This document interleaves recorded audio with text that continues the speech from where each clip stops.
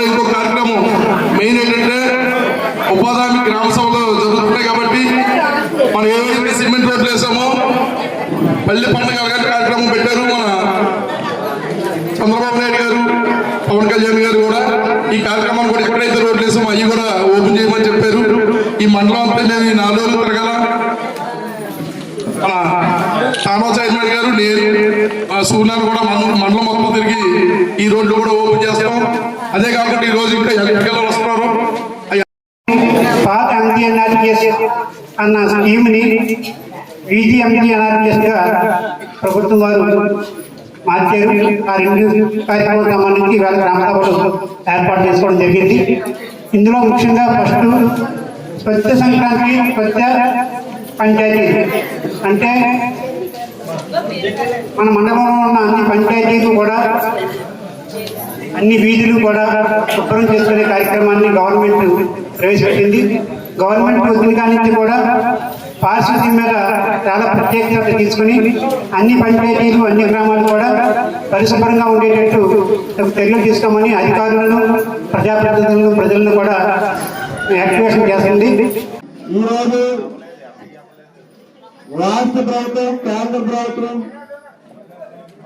వికసిత భారత్ అనే G-Ramji అనే కార్యక్రమాన్ని నర్సీపట్నం నియోజకవర్గంలో ప్రతి పంచాయతీలో కూడా గ్రామ సభల ద్వారా ఉపాధి హామీ తాలూకా విధి విధానాలని గ్రామ సభ ద్వారా తెలియజేయాలని చెప్పి ఈ యొక్క కార్యక్రమాన్ని నిర్వహించడం జరుగుతుంది.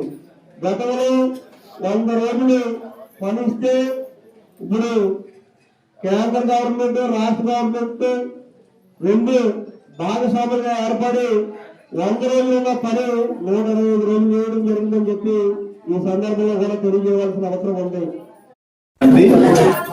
అలాగే స్వచ్ఛ భారత్, అలాగే స్వచ్ఛ ఆంధ్రప్రదేశ్ ఈ కార్యక్రమాలు అది పంచాయతీ రాజ్ శాఖ మన ఎంపీడీఓ గారు అప్లైలో పంచాయతీ సెక్రటరీ గారు నిర్వహిస్తున్నారు. అలాగే మన జేఈ మేడం గారు వచ్చారు. పల్లె పండుగ గ్రామీణ ప్రాంతాల్లో అనేక సిసి రోడ్లు నిర్మాణం జరిగింది.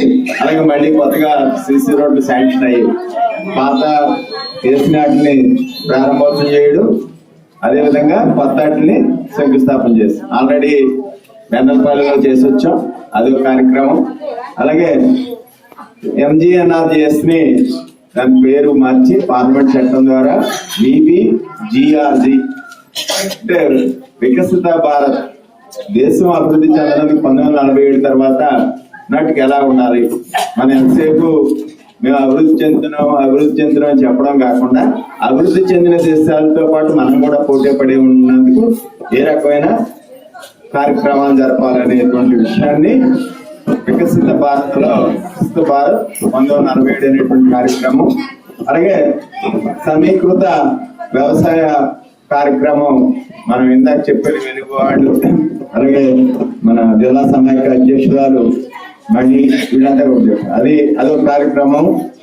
అదేవిధంగా మొన్నే మార్కెట్ యార్డ్ లో స్పీకర్ గారి చేతుల మీదుగా మండలానికి 4గురికి ఇసుకలు ఇచ్చాం, కొత్త పాస్ పుస్తకం. రాష్ట్రంలో గత ప్రభుత్వం రీసర్వేలో చేసిన తప్పులు సరిదిద్దని కొత్తగా ఇచ్చి రాజముద్రతో ఇచ్చినటువంటి పాస్ పుస్తకాల కార్యక్రమం అవుతుంది.